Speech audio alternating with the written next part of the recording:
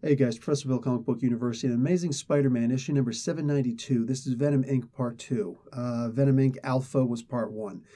So, moving on, Anti-Venom is here under Flash Thompson's control at this point, but it's artificial, it's weird, I don't know how it's working, I don't know if he's able to talk to it, doesn't seem like it.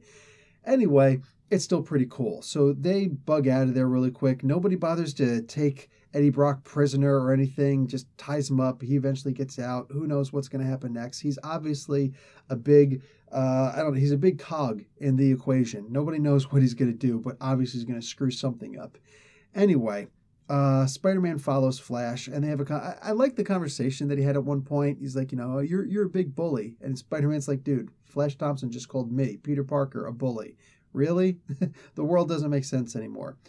So Lee Price is back. That's something, and he takes over the Black Cat's operation. Which, okay, I get it. He takes over Felicia Hardy's operation. He obviously needs more people because, as it turns out, he's Maniac. And he's got the Venom symbiote all over the face and all that crazy weird stuff. And I dig that. I actually dig that. I liked Lee Price as a character. I just didn't necessarily like him as Venom. The story it took way too long. It didn't need to go anywhere near that long.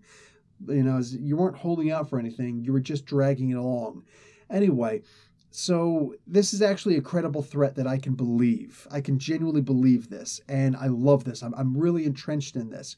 But there were a lot of problems, and one of the biggest problems was just Peter being an absolute idiot in so much as whining and saying, well, we could just, let the symbiote take over me, Flash, like you're suggesting, but I don't want it to come near me. Shut up, dude. Shut up. Literally, 50% of your problem with the Venom symbiote is the idea that MJ was in your life. Well, she's not now. So half of your problem should be gone.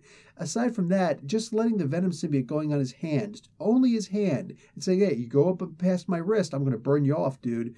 I've got webbing for that. I'm certain of it. Just, put it on his hand and then go out and find these Venom symbiotes, the Maniac symbiotes. Because then they would have gotten there and Anti-Venom Flash could have just Anti-Venom burnt them all off. And they're all gone. Done. Situation rectified, right? No, instead, Peter's got to sit around and build a freaking compass, a symbiote compass to try and find these guys. I'm sorry. If this doesn't sound like the dumbest thing ever, I don't know what to tell you. And honestly, the symbiote was so weak right now. The symbiote is extremely weak from getting beaten up and torn into pieces and Venom, Anti-Venom symbioted. So, dude, come on. This could have been so much faster.